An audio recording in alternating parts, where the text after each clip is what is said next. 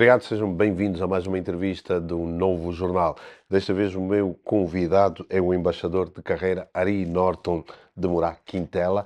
Ele é o primeiro cônsul do Brasil em Angola, está aqui no nosso país desde fevereiro deste ano. E esta conversa surge também muito dentro das festividades dos 203 anos do Brasil, que se assinalam neste dia 7 de setembro. É um homem com 62 anos de idade e tem 35 anos de carreira. Um carioca, nascido no Brasil, e a conversa vai ser muito por isso. Vamos andar, viajar um bocado, vamos fazer uma geografia do tempo e depois explico-vos porque que uso essa expressão dessa geografia do tempo e que vai ser também a expressão que vamos usar para essa entrevista. Essa entrevista vai ser muito isso, vai ser uma geografia do tempo. Meu convidado, muito obrigado, Sr. Embaixador, agradeço pela oportunidade que nos dá em fazer essa entrevista. Obrigado a você, Arlindo. Muito obrigado. É uma honra ter essa conversa com você. Eu coloco-lhe a primeira pergunta, Sr. Embaixador, como é que está a ver Angola? Qual é a ideia que tinha de Angola antes de cá estar? É a primeira vez que está no nosso país e que cumpre uma missão dessa.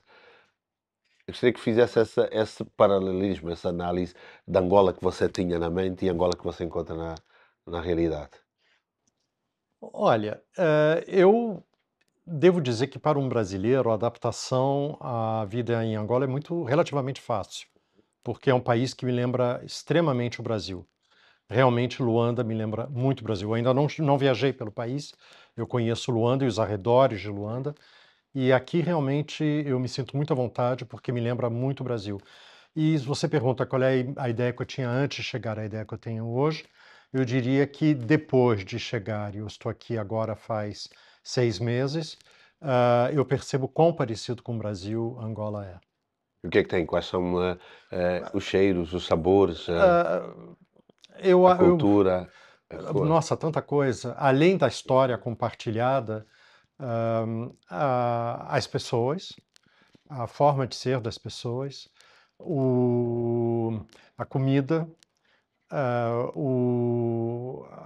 muita coisa da arquitetura da cidade e a luz, e também esse frio do cacimbo, que me lembra muito o sul e o sudeste do Brasil nessa mesma época do ano.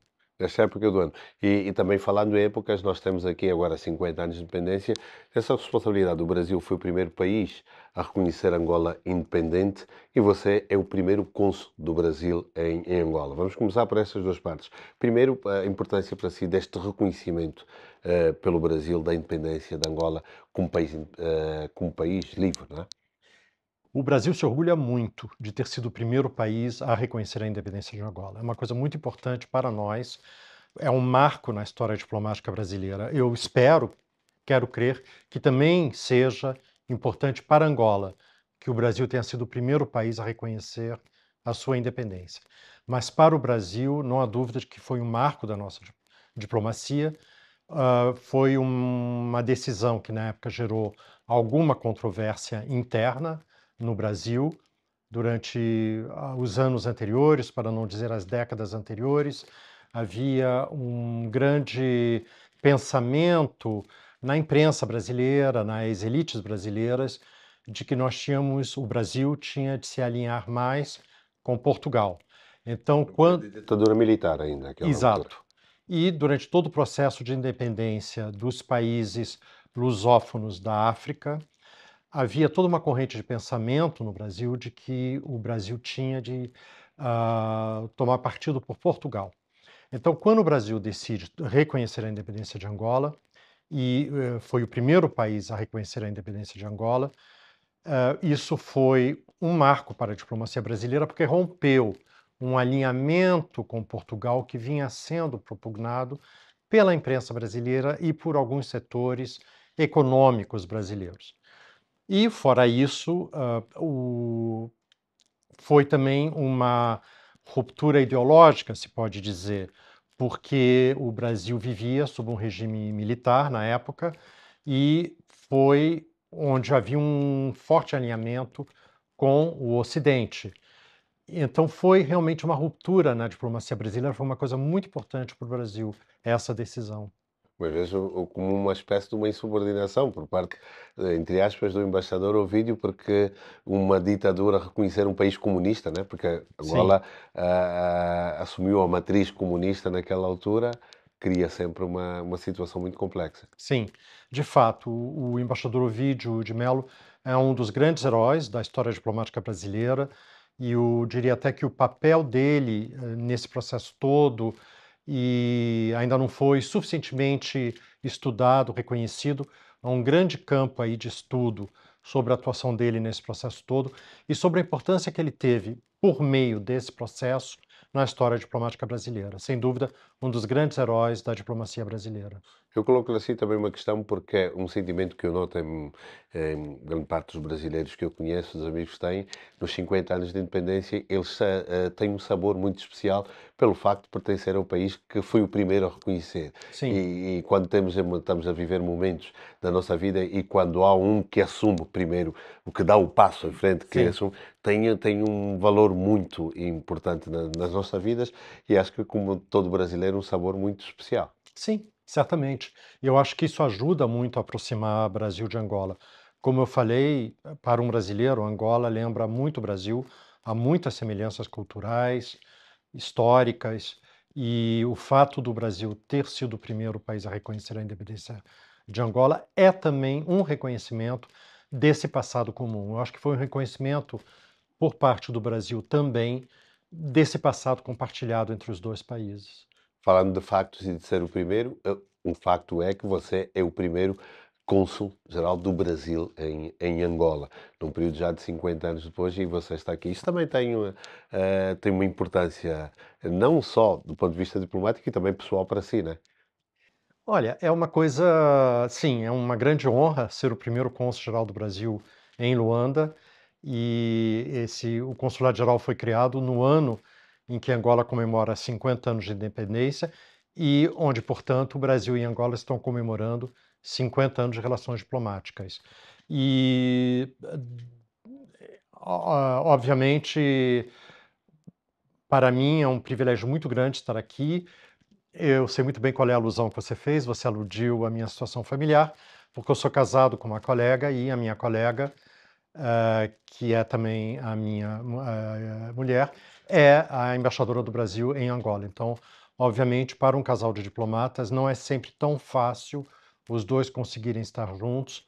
Então, óbvio que para mim é uma alegria também muito grande estar aqui também por causa da questão familiar, sim. Mas é essencialmente a questão profissional e histórica, porque abre, além daquilo de que Angola já tem dois consulados no Brasil, em São Paulo e no Sim, Rio de Janeiro, a sua presença aqui acaba de ir de encontro a várias solicitações de cidadãos brasileiros aqui também e de colegas seus, falo no sentido de embaixadores por aqui passaram e você materializa isso. sim. Tem essa responsabilidade. Sim, a comunidade brasileira em Angola é a maior do Brasil em todo o continente africano. E então a criação desse consulado-geral veio em boa hora, porque são entre 25 mil e 30 mil brasileiros morando em Angola. E isso é uma comunidade brasileira maravilhosa, porque é uma comunidade brasileira muito pacífica e tranquila que tenta contribuir para a vida econômica de Angola. E então não é uma comunidade trabalhosa, digamos assim. Mas, obviamente, quando você tem 30 mil patriotas, compatriotas seus morando num país, essas pessoas precisam de passaporte, registro de nascimento, registro de casamento, certidão de casamento, precisam de passar procurações. Então, tudo isso gera um trabalho bastante intenso para a atividade consular no país. E então a criação do consulado-geral era realmente necessária por causa dessa comunidade, como eu falei, a maior comunidade brasileira no continente africano, e é o terceiro consulado-geral que o Brasil abre na África. Depois da África do Sul e Exato. na Nigéria, né? Exatamente. Existe o Uhum. Consulado-Geral do Brasil em Cape Town e o Consulado-Geral do Brasil em Lagos. E agora abriu-se o Consulado-Geral em Luanda. Isso foi uma coisa muito importante. E o fato desse Consulado-Geral ter sido aberto também é um reflexo da importância que o Brasil atribui às suas relações com Angola. Não é um ato banal abrir uma nova repartição brasileira no exterior. É um ato muito importante e é uma decisão sempre muito pensada e analisada, porque isso gera toda uma série de medidas que são necessárias para a criação dessa unidade do governo brasileiro no exterior. Então, é um ato cheio de simbolismo da parte do Brasil ter decidido abrir esse consulado-geral em Angola. A decisão foi tomada no ano passado e durante a visita do presidente Lula a Luanda, perdão, em 2023, 3 em agosto de em 2023. novembro, eu acho. A decisão é em novembro, a visita foi em agosto de Ok, 2023. durante a visita do presidente Lula a Luanda e foi anunciada no final de 2023, no começo de 2024, e é um processo sempre muito longo, porque para abrir uma unidade nova no exterior, o governo local, no caso angolano, tem de dar a sua autorização, e é um privilégio, como eu falei, ter sido escolhido para ser o primeiro cônsul-geral em Luanda. E falando de escolha, e como é que reagiu a essa escolha? Porque há sempre aquela pergunta que fica: porquê eu? E logo na sua primeira missão em África e a sua primeira como Não, mas um eu queria. cônsul-geral. Eu queria, eu fiquei feliz que pensassem em mim, que me oferecessem, porque eu queria. Queria, de certa forma. E queria, por causa dessas ligações e daquilo que aqui falou. Eu já vou chegar um bocado dessa sua mensagem como cidadão do mundo. Mas quando falou da questão da comunidade, porque um dos papéis como conselheiro do trabalho com a comunidade e que faz aqui, eu estive a falar com alguns membros da sua comunidade brasileira e eles acolheram muito bem o facto do Itamaraty ter indicado um cônsul e estar aqui porque falou de tratamento da questão dos documentos, mas há também um elemento importante, uma palavra que eu usaria aqui, acompanhamento.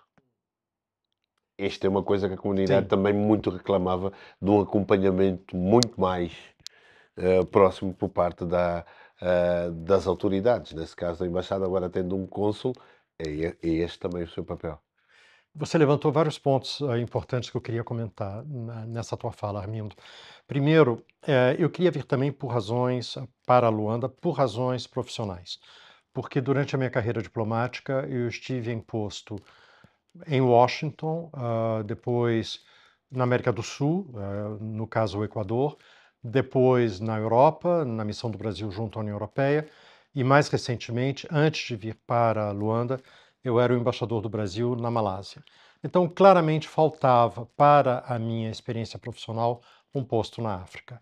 E eu queria Obrigado, muito, Cico. sim, e eu queria muito ter um posto na África. Eu acho que é importante para todo diplomata brasileiro. E eu acho que todo diplomata brasileiro deveria servir na América do Sul em algum momento da sua carreira e na África em algum momento da sua carreira. Por que razão? Explique. Porque são os países africanos e os países sul-americanos são certamente os vizinhos geográficos do Brasil e os países com os quais o Brasil tem mais afinidades culturais. Eu acho que o Brasil é um país conhecido pelo seu apreço pela paz, por relações harmoniosas com todos os países. O Brasil é um país notório pelo seu apego ao diálogo. O Brasil nunca rompe o diálogo com nenhum país. E o Brasil é um país, certamente, por causa da sua formação étnica, da sua formação cultural ao longo da história, é um país multiétnico, multirreligioso, multicultural, por excelência. Mas, e o Brasil tem boas relações com absolutamente todos os países do mundo. Tendo dito isso, não há dúvida de que eu acho que o presidente Lula sempre acentua muito isso nos seus pronunciamentos. Não há dúvida de que os países culturalmente mais próximos do Brasil são os países sul-americanos e os países africanos. Além disso, são também os vizinhos geográficos. Os vizinhos geográficos do Brasil são os países sul-americanos e os países da costa ocidental da África. O Oceano Atlântico não cria uma distância. O Oceano Atlântico é apenas um rio que está ali fazendo as nossas fronteiras. Lembrando que Luanda está exatamente em frente ao Recife. do outro lado do Oceano Atlântico. E então eu acho que é muito importante para um diplomata brasileiro ter essa experiência de servir na América do Sul e de servir na África. E eu acho que faltava isso na minha experiência profissional, então eu ambicionava muito isso, eu estou muito contente de estar aqui por causa disso. A questão da abertura do Consulado-Geral tem um aspecto, entre muitos outros, importante, que é o seguinte. Com a criação do Consulado-Geral, as relações entre o Brasil e Angola são extremamente dinâmicas, positivas. Você estava lembrando há pouco, antes da gente começar a entrevista, que o presidente João Lourenço, desde a posse do presidente Lula em janeiro de 2023, já esteve 4 vezes no Brasil. Ele esteve na posse do presidente Lula em janeiro de 23, ele esteve em novembro de 24 G20. para o G20, a convite do presidente Lula, que estava na presidência do G20. Depois ele foi, em maio deste ano, a uma visita de Estado bilateral que foi extremamente bem sucedida. E ele esteve Em junho, na Cimeira dos agora BRICS. na Cimeira dos BRICS, exatamente. Então ele esteve 4 vezes. E o presidente Lula já esteve aqui também em 2023. Já tinha estado mais de uma vez antes, nos seus governos anteriores, e esteve agora também em 2023. Então, inegavelmente, são relações muito próximas. São relações de profunda amizade, de grande apreço mútuo. Eu espero que Angola goste tanto do Brasil quanto o Brasil gosta de Angola. E o que acontece? É muito trabalho, é uma relação bilateral trabalhosa, porque os laços são inúmeros. E eu acho que a criação do Consulado-Geral permitiu à Embaixada do Brasil concentrar-se na relação bilateral. E com isso abriu recursos humanos para que a Embaixada se dedique exclusivamente às relações bilaterais. Então, o fato de o Brasil ter 2 unidades diplomáticas governamentais aqui, a Embaixada e o Consulado-Geral, faz com que as atividades sejam bem claras, bem divididas entre as 2 representações.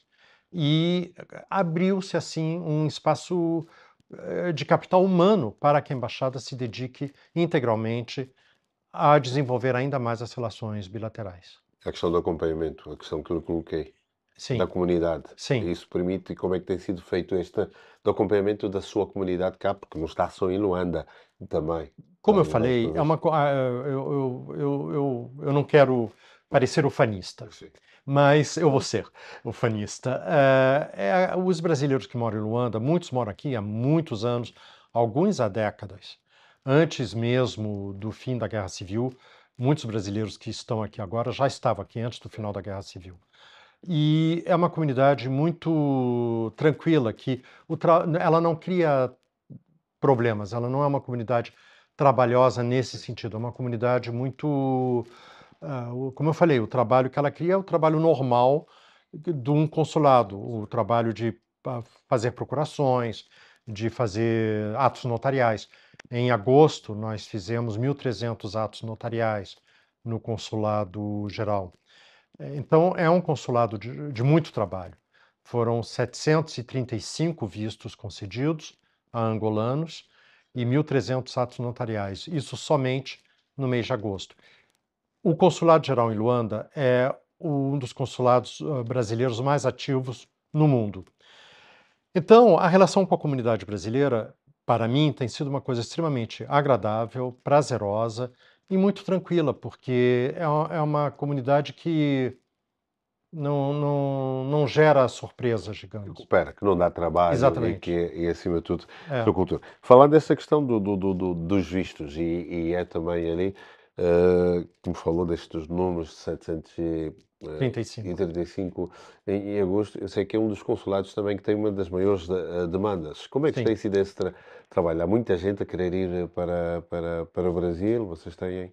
A demanda por vistos é grande, é realmente grande, e eu considero isso uma coisa natural, já que há esse apreço recíproco entre os 2 países.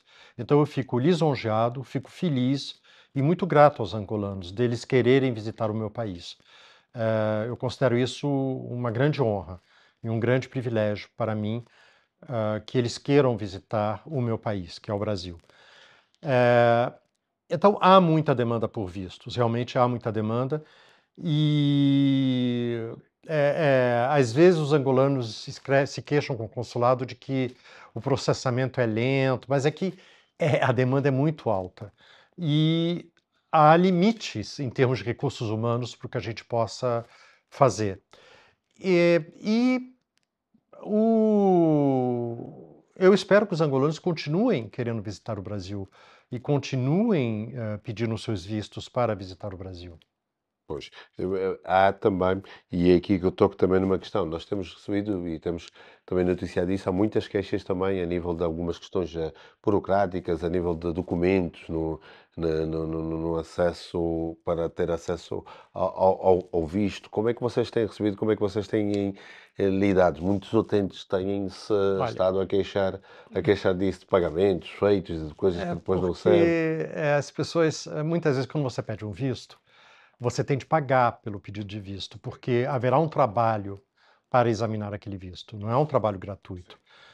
Todos os países cobram pela emissão, pelo exame de um pedido de visto, e às vezes o visto não é concedido. E não há reembolso deste Não, valor. isso não existe. O Esta é trabalho uma... foi feito. Pois. Nenhum visto deixa de ser concedido de maneira leviana. Todos os pedidos são examinados muito atentamente. Há um trabalho envolvido nisso, e isso não é um capricho do Brasil, isso é uma regra internacional. Porque para examinar aquele visto, há taxas a serem cobradas. E são taxas que não é o consulado do Brasil em Luanda que determina. Isso é determinado por Brasília. Mas essa informação é passada de forma prévia para o porutente, para aquela pessoa que pretende obter o visto, porque acho que aqui existem muitas vezes algumas zonas cinzentas a nível da clarificação, porque eles reclamam que uma vez não sendo concedido o visto, tem uma expectativa de reembolso Não, mas do essas valor. pessoas, se elas forem pedir visto a qualquer outro país, elas vão passar pela mesma experiência. Não há nenhum país que examine pedido de visto gratuitamente. Isso não existe. E como eu falei, não é o Consulado-Geral em Luanda que determina o valor desse trabalho. É Brasília que determina, e é um valor universal para todos os consulados do Brasil Qual é o valor para no dizer, mundo. por exemplo, Exatamente. o valor para um visto ordinário? O Brasil tem ideia? Não, Passar, não tem ideia, média não, mais ou não, menos. não. Quando é Algumas média? dezenas algumas dezenas de milhares de kwanza. Algumas dezenas de milhares de kwanza. Mas veja bem, essa questão dos vistos, é importante as pessoas saberem que não é uma coisa que deva ser levada como apenas uma medida burocrática. É uma coisa séria. Pedir um visto para visitar um país é um ato muito sério da parte do indivíduo. E há um processo que tem de ser cumprido, documentos que têm de ser apresentados. E quando os vistos não são concedidos, Um processo de verificação dessa exatamente, é documentação, da porque no processo de autenticidade. verificação descobriu-se que alguns dos documentos apresentados não estavam corretos ou estavam com prazo de validade expirado. Então, as pessoas têm de se percatar desse fato de que pedir um visto para qualquer país, eu quando vou pedir um visto para os Estados Unidos, para o Japão, para a Austrália, como brasileiros precisam fazer, eu levo muito a sério. Eu cumpro absolutamente todos os requisitos e eu levo isso muito a sério. E é assim que tem de ser tomado por todo mundo ao pedir visto para qualquer país.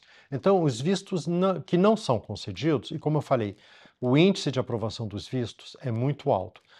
Como eu falei, em julho foram concedidos 735 vistos, entre vistos de turismo, de reunião familiar, de tratamento de saúde, vistos de estudantes.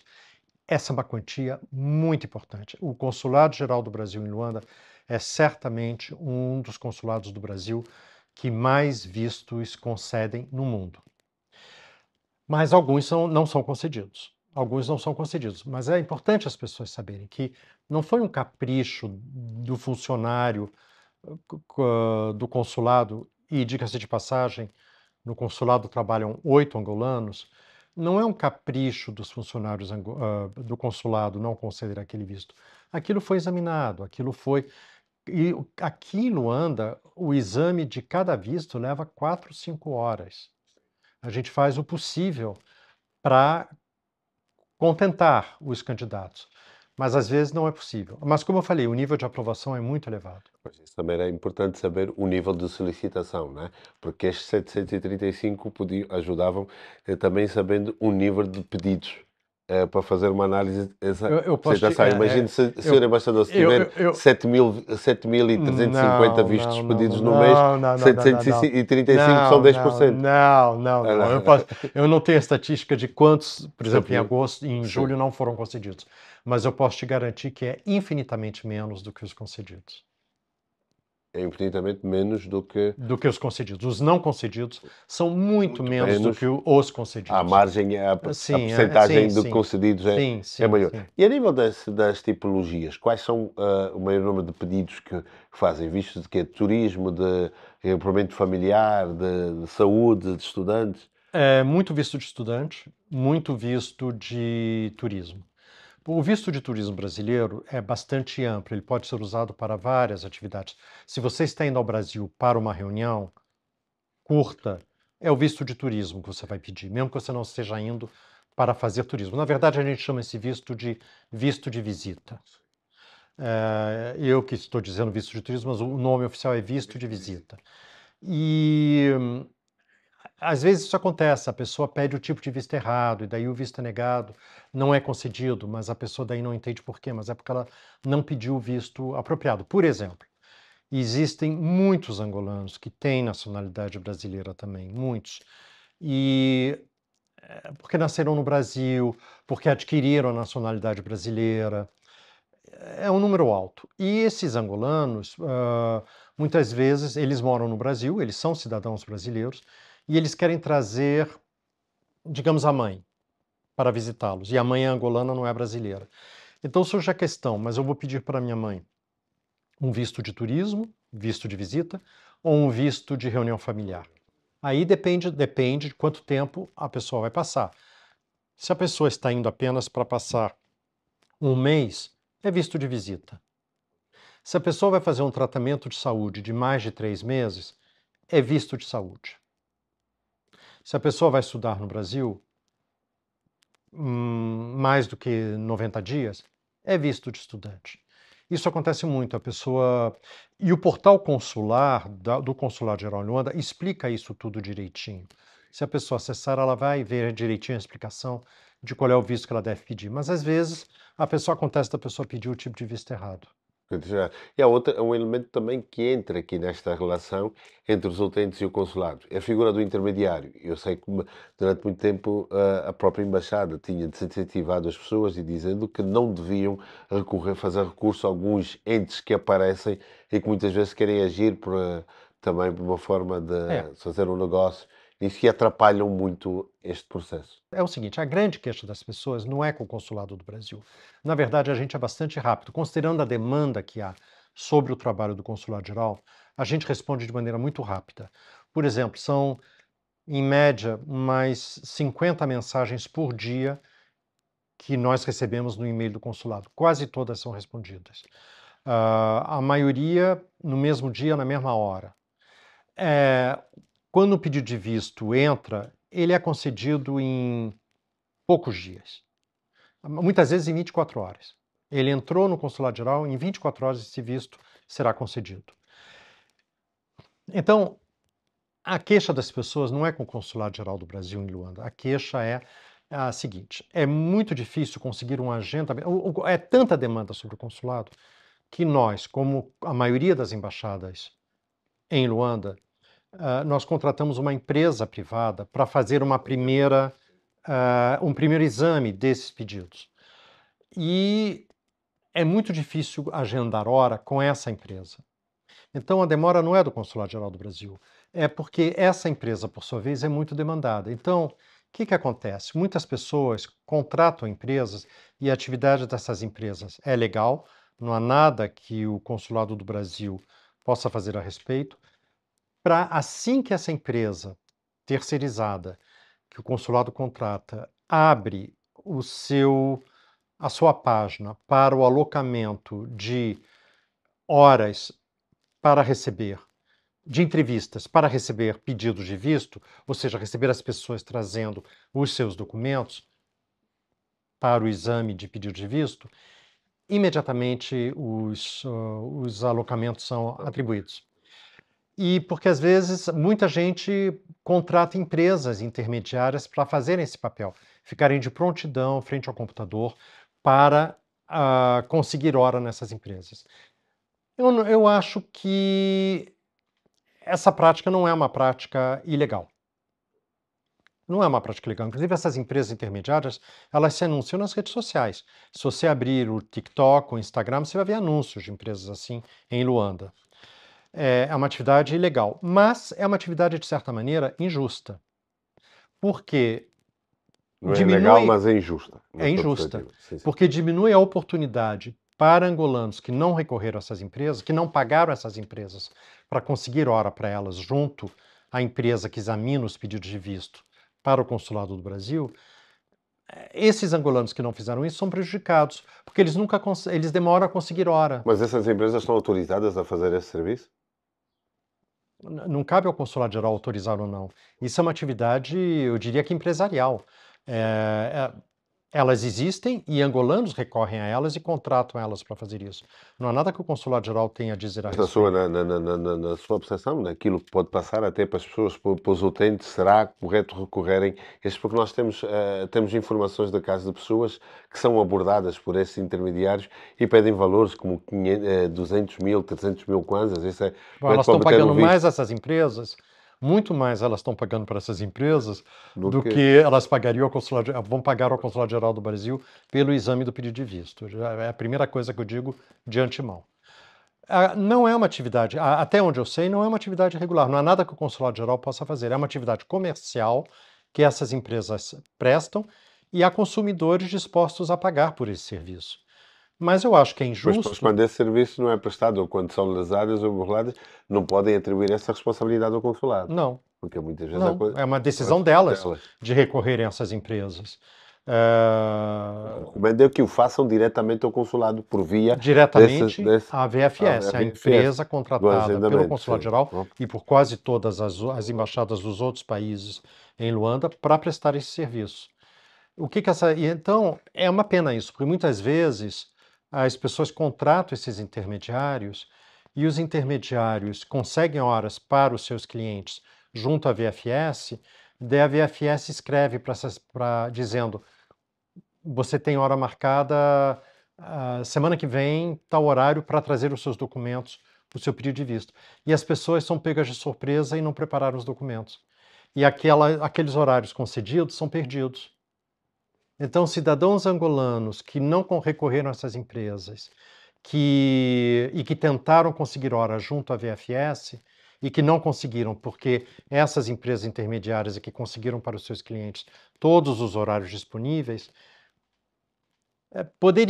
essas pessoas que não recorreram a essas empresas intermediárias, provavelmente teriam os documentos certos, prontos, e poderiam daí dar entrada no pedido de visto. Então, isso tudo é uma grande pena, mas como eu falei, não é uma atividade legal, não é uma atividade regular. E não há nada que o consulado, eu acredito mesmo que as autoridades angolanas possam fazer a respeito. É uma atividade comercial e há pessoas dispostas a pagar por essa atividade comercial. nós tivemos em matérias feitas ainda no Novo Jornal também, é uma questão que tem acontecido não só com o Estado do Brasil, mas algumas também da América do Sul, que é, podemos chamar a falsa identidade de indivíduos uma identidade que não é angolana, e é que esse processo aturado que me falou da verificação da origem, da documentação, porque na realidade documentalmente aparecem como angolanos, mas de facto não são angolanos. São redes também que são alimentadas Sim, muito bem coordenadas. isso acontece. Eu não quero me estender muito sobre isso, não seria correto, eu acho, me estender sobre isso, mas isso acontece. E daí também porque isso justifica aquele trabalho que me falou que vocês têm ainda aqui dentro, porque é um trabalho de verificação, confronto da documentação, da Sim, intenção, para as pessoas sim, perceberem que não é uma coisa fácil de pegar e atirar sim. e apenas ver. Então, Armindo, eu queria aproveitar essa oportunidade que você está dando ao consulado-geral, ao me entrevistar, para que o consulado possa explicar direito para a população angolana como é que nós trabalhamos no consulado do Brasil em Luanda, eu daria duas mensagens. Primeiro, é, ao apresentar o seu pedido de visto, levem a sério, apresentem a documentação como tudo que é solicitado no portal, onde vocês entram para poder dar o primeiro passo para solicitar o visto, levem a sério e tenham seus documentos em ordem, em dia, tenham os extratos bancários corretos, porque se os documentos estiverem todos em ordem, o visto é quase que automaticamente concedido. Essa é a primeira mensagem. Segundo, eu sei que é frustrante quando o visto não é concedido, e eu sei que é frustrante, sobretudo, quando vocês não conseguem hora junto à VFS, para dar entrada no pedido de visto. Mas, por favor, não fiquem zangados com o consulado, não é culpa do consulado, é que a demanda é muito grande e os alocamentos semanais que a VFS abre para fazer esse primeiro exame da documentação, realmente eles são tomados muito rapidamente. Então, não contrate essas empresas intermediárias, embora a atividade delas seja legal, não façam isso, porque ao fazer isso, vocês estão prejudicando os angolanos que não recorreram a essas empresas e que também querem ir ao Brasil e que querem visitar o Brasil, que são também muito bem-vindos no Brasil. Pois, isso é importante. Voltando àquela questão que eu colocava da comunidade, o tecido da comunidade cá. Você tem que empresários, os brasileiros que têm cá, investem, trabalham em que área? Todo Há tipo de área. estruturas, sei que há pouco tempo até há já uma Câmara de Comércio, né? Sim, Já há uma associação de empresários, já, sim, mas já. sim. Todo tipo de empresário, todo tipo de atividade comercial, empresarial, industrial, todo tipo. Inclusive algumas pessoas que já estão aposentadas, mas conseguiram emprego em empresas angolanas, brasileiros aposentados que no Brasil conseguiram emprego em empresas angolanas. Há muito, todo tipo de atividade. A adaptação também não é muito difícil, né? Não, A língua, não. do ponto de vista cultural, o O clima. clima. Olha, você conhece o Brasil, você já esteve no Brasil, Armin. Você sabe que Luanda lembra muito o Brasil. A mim me lembra muito. Realmente eu me sinto muito a gosto aqui. Pois, sente-se bem aqui. Sim, Sim. extremamente. Já tem estado a andar aqui por vários sítios, sei que ainda tem estado aqui para Luanda, mas daquilo que vai conhecendo da gastronomia, da cultura, Hum, olha, dos espaços. eu acho que do que eu conheço no Brasil, a cidade brasileira que mais me lembra Angola é Salvador. A Bahia, sim. Eu acho que a gastronomia baiana me lembra muito a gastronomia angolana. Isso tudo, aliás, é muito estudado já, é muito conhecido, a influência dos países da costa ocidental da África e, sobretudo, de Angola, sobre a culinária baiana, a religiosidade baiana, a maneira de ser dos baianos. E a Bahia, para o brasileiro, é o lugar mais fascinante do Brasil, porque é, o Estado brasileiro é um estado, um dos maiores estados brasileiros. Não acredito que seja tão grande quanto Angola, mas deve ser pelo menos metade do tamanho de Angola, porque eu acho que a Bahia é tão grande quanto a França, e eu sei que Angola é 2 vezes o tamanho da França. Então, a Bahia é um estado muito grande, e no Brasil é o estado, ou um dos estados, que tem a cultura mais nítida, mais própria, mais rica. E realmente Luanda me lembra muito a Bahia. E onde Angola tem também uma casa de Sim, cultura.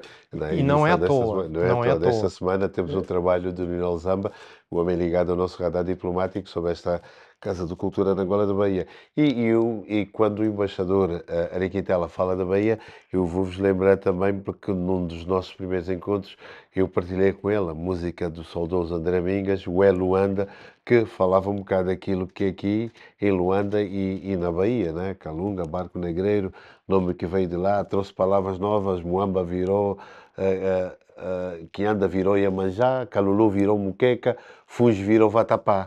queira esta ligação dessa história.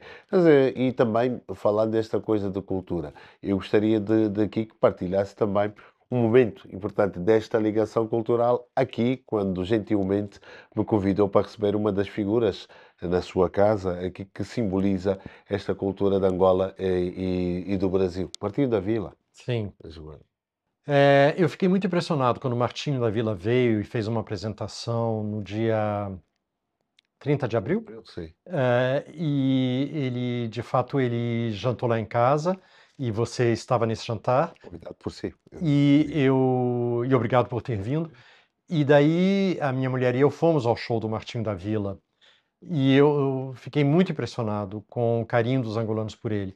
E esse carinho é justificado porque dos angolanos pelo Martinho da Vila, porque ele é totalmente reciprocado. O Martinho da Vila adora Angola.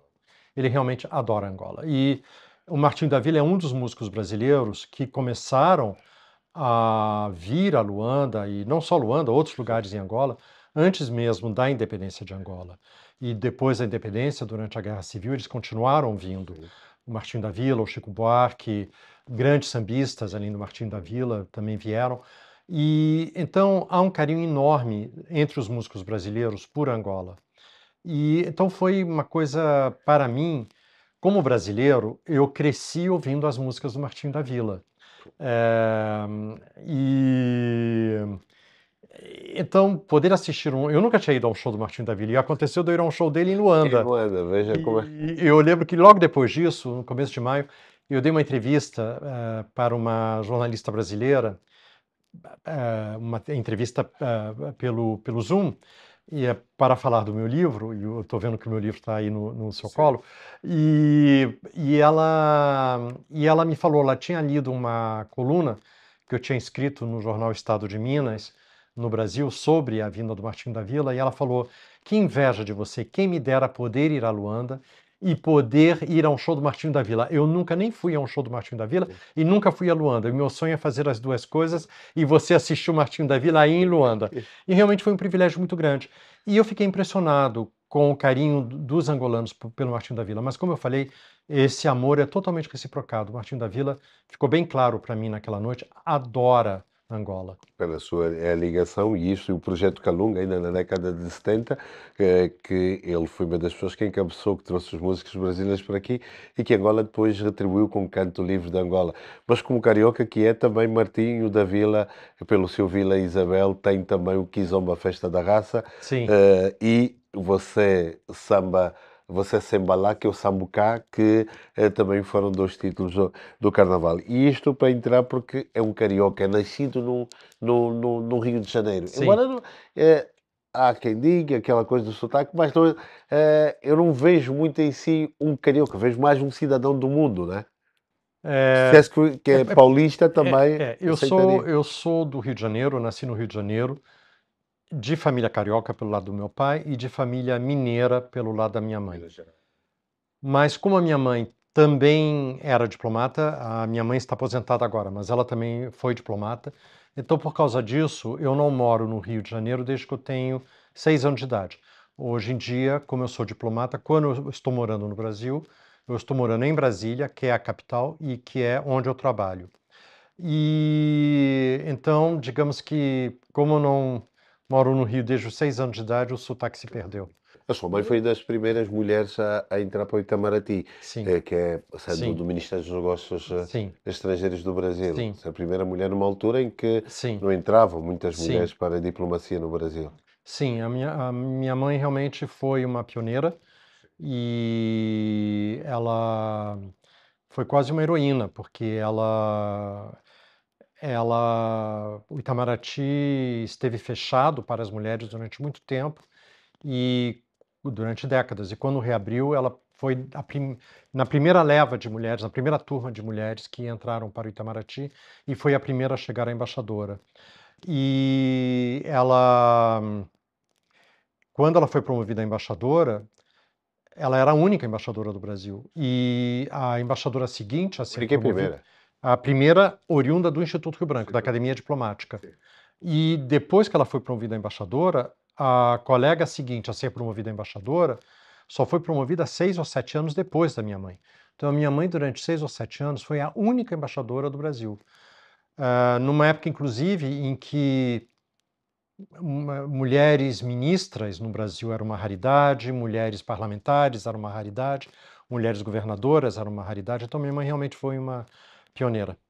E isso fez com que aquilo que eles chamam de um cidadão do mundo, andar e pelo seu livro, a passagem pela Bélgica, França, dizer aqui aos nossos espectadores, e podemos chamar espectadores, que o livro, a geografia do tempo de Henri Quintela, foi um verdadeiro guia quando estive em Paris, porque me ajudou a ver, e vários traços aqui que relata. Mas eu gostaria de falar um bocado disso, dessa sua viagem pelo mundo, ainda muito novo, fruto da relação, da profissão da sua mãe. Antes de mais nada, muito obrigado pelo comentário super gentil sobre o livro. É extremamente generoso você dizer isso e eu fico eternamente grato, Armindo. Muito obrigado. O livro é um livro de ensaios curtos. Uns chamam de ensaios, outros de crônicas, outros dizem que podem ser lidos como contos. E é um livro em que eu uso muito o conceito de tempo e o conceito de geografia. Daí o título. Mas não é um tempo linear, não é um livro de memórias, não é um livro que começa na minha infância e termina hoje, não é assim. É um livro em que eu falo de sensações, digamos assim, e é um livro que eu tento perenizar tudo aquilo que na verdade não é perene, que são os relacionamentos humanos, as experiências que nós temos, as sensações que nós temos. E é verdade que eu falo bastante da minha vida nesse livro, mas não é um livro de memórias. É um livro que eu tento captar essa noção de tempo que é muito fluida. O importante não é o tempo cronológico. Inclusive, num dos contos ou ensaios ou crônicas, eu digo que o tempo, na verdade, não existe, que o tempo é uma coisa que nós humanos inventamos para dar sentido às nossas vidas. O importante para mim não é o tempo cronológico, é o tempo emocional. É o momento que você viveu determinada experiência. Mas isso também permite alguns. Existem as passagens dos sítios onde vai mostra que é este homem das histórias que passa pela Índia, pelo Paquistão, daquilo conta, e mais para o lado familiar, curioso, da minha avó e os seus dois maridos. Faz Sim, lembrar um bocado Dona Flor e os seus dois maridos, mas a história da sua, entrando um bocado na questão da sua família, no espaço, a minha avó e os seus dois maridos, e a história, o papel da sua avó e os seus maridos em como viveu muito, muito disso. E permite-nos também, consegue ser muitas vezes, aqui um exercício muito interessante, e eu digo aos espectadores quando comprarem a Geografia do Tempo, em que o embaixador Ari, o autor, consegue fazer um jogo muito interessante. Ele consegue ser um narrador que entra e sai da narrativa. Consegue ter momentos lá em que você percebe que ele está ali, mas há outros também que ele sai da narrativa e faz outros relatos. Aqui. obrigado, Armindo, de novo, isso é extremamente generoso. E eu quero dizer uma coisa a você. Você foi. Esse conto ou crônica, ou ensaio da Minha Avó e Seus Dois Maridos, veja que o Jorge Amado é uma pessoa que era baiano, um Sim, escritor brasileiro baiano. Ele é tão parte da cultura brasileira, ele é uma coisa tão inata para um brasileiro, os livros dele, a visão de mundo sim. dele, a cultura baiana que ele representava, que você, na verdade, foi a primeira pessoa que me chamou a atenção para esse título e a semelhança entre esse título e Dona Flor e seus dois maridos. Porque, para mim, quando eu dei esse título, foi uma coisa espontânea. Sim. Espontânea. E eu precisei que você me apontasse como há uma influência do Jorge Amado aí, Yeah. que eu mesmo não tinha me tocado, porque para mim é uma coisa tão natural, que faz tão parte da minha cultura, da minha vida. Inclusive, eu conheci o Jorge Amado pessoalmente, ele era muito amigo do meu pai. E quando eu escrevi esse texto e botei esse título, eu nem me percatei para o fato de que eu estava emulando o Jorge Amado. Na verdade, eu estava emulando o Jorge Amado. Está bem, Molano. E tens as artes cênicas também entram. E aqui Sim, diz que as artes cênicas me atraem sempre. sim. Gosta do teatro. Sempre. Eu tive a sorte de estudar na Inglaterra, Ok. porque minha mãe foi cônsul-geral em Londres, no final da minha adolescência, e então eu fiz os meus estudos universitários em Londres. E Londres é a pátria do teatro. Yeah. E então, desde o final da adolescência, que eu sou completamente fascinado pelas artes cênicas. E essa é uma coisa que eu espero que eu tenha conseguido passar no livro. Teatro shakespeariano, por exemplo? Eu gosto de... Você põe pessoas no palco fazendo qualquer coisa, eu vou adorar. Porque realmente eu adoro as artes cênicas. E muitas vezes, quem gosta de teatro, muitas vezes percebe que, às vezes, uma boa peça com bons atores e uma boa direção, muitas vezes o que está acontecendo no palco pode parecer muito mais verdadeiro do que o que está acontecendo fora do palco. A vida às vezes também pode ser uma encenação, Sim, não é? E exatamente. na diplomacia tem muito disso. Como você hoje me disse, em Brasil nada se improvisa, né? Qual é a expressão? É que existe um ditado Exato. entre os colegas diplomatas sul-americanos, o Itamaraty, que é a chancelaria brasileira, o Itamaraty não Não improvisa. improvisa. Não improvisa. Nós estamos a entrar, também temos que fazer improviso, porque estamos quase a terminar essa conversa e o tempo vai passando, mas eu não gostaria de deixar de falar um bocado também coisa de Eugénia. Eugénia, sua esposa, porque você até disse que muitas vezes tem dificuldades em passar férias juntos e vão passando. Eugénia, a sua esposa, uma colega e uma companheira de vida. Sim, nós somos colegas de turma na Academia Diplomática Brasileira. Nós nos conhecemos prestando concurso Uhum. para o Em Itamaraty, que ano?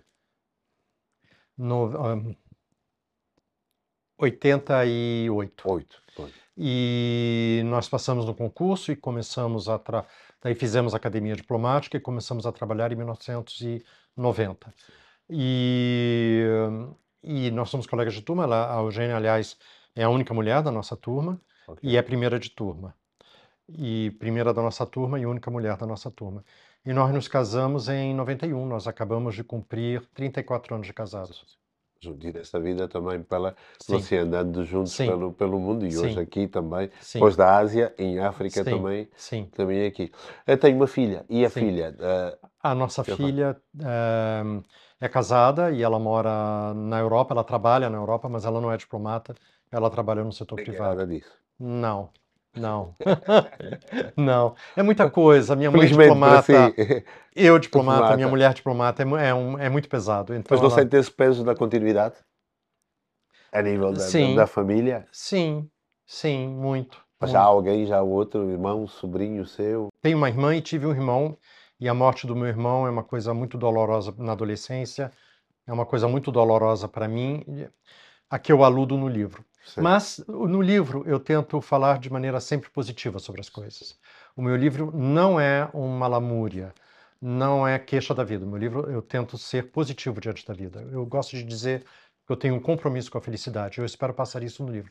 Então, quando eu falo do meu irmão no livro, é sempre de maneira positiva, ele vivo, não ele morto. Nem meu irmão morreu na adolescência, mas a minha irmã também não tem nada a ver com o Itamaraty. Também, mas foi casada com o filho de um diplomata também. Diplomata. É verdade, é esta um bocado dessa geografia. Nós estamos nesta geografia do tempo, a geografia da vida. Eu vou agradecer. Se eu te pedir para deixar uma mensagem por causa destes 203 anos da independência do Brasil e que vai ser assinalado aqui, que pela primeira vez o Brasil assinala nos 50 anos de independência de Angola e pela primeira vez também com um cônsul que é o meu convidado, o meu amigo, o embaixador Ari Quintela. Uma palavra para esta Eu data. quero.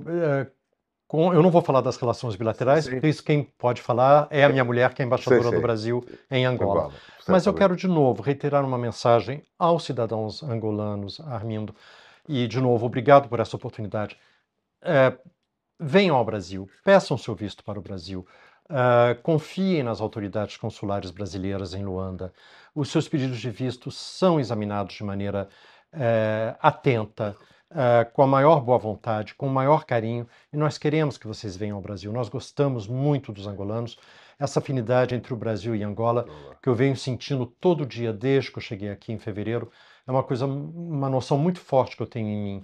E eu sou muito grato a todos os angolanos pelo carinho que eles têm pelo Brasil. Muito obrigado por isso. A todos vocês. É o Brasil do samba, do futebol, do carnaval, da cachaça.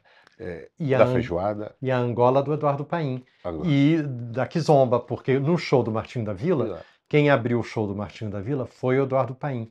E, meu Deus, que artista maravilhoso, que coisa fantástica. A minha mulher e eu não conseguimos parar de dançar ouvindo a música dele. Ah, Essa Kizomba? ali, na hora, como é que você vai Deu um ouvir o Eduardo choque. Paim num show e não se movimentar? É impossível. Seria um crime até. Foi uma coisa, o show dele foi uma revelação para mim. Que artista maravilhoso. E que estilo musical incrível, alegre, comunicativo e tão pé no chão, tão sobre a vida como ela é. Não é verdade. Tão pé no chão, tão com uma vida como ela é. E é desta forma, além daquelas solicitações ou entrega de troca de livros, já fica aqui mais algo que coloco na agenda para o meu amigo Ari Norton Murado de Quintela, o embaixador, o cônsul do Brasil em Angola, embaixador de carreira, que é também por um pé de dança para os vários sítios de uma aprendizagem de Kizomba. Ele não sai daqui do país sem aprender a Kizomba.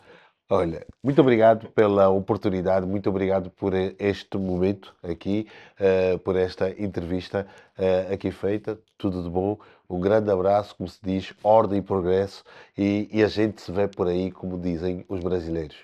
Muito obrigado, Obrigado. Arlindo. Muito Tudo bom. obrigado. Foi aqui esta entrevista NJ, como já disse, embaixador de carreira, 62 anos de idade, 35 anos de carreira, Ari Norton de Moura Quintela, é o primeiro cônsul do Brasil em Angola, está cá no nosso país desde fevereiro deste ano, e a conversa foi sobre isso, a sua presença aqui, também o desafio que tem e, acima de tudo, da visão que ele tem com a comunidade aqui e outros aspectos também a nível migratório. Uma conversa aqui para você acompanhar. Muito obrigado por ter estado connosco. As imagens são de Fábio Caldeira, Carlos Moenga na fotografia e também Lionel Zamba aqui no acompanhamento editorial. Eu sou o Armindo Laureano. Esta é a entrevista Novo Jornal. Eu despeço-me de uma forma muito brasileira e angolana.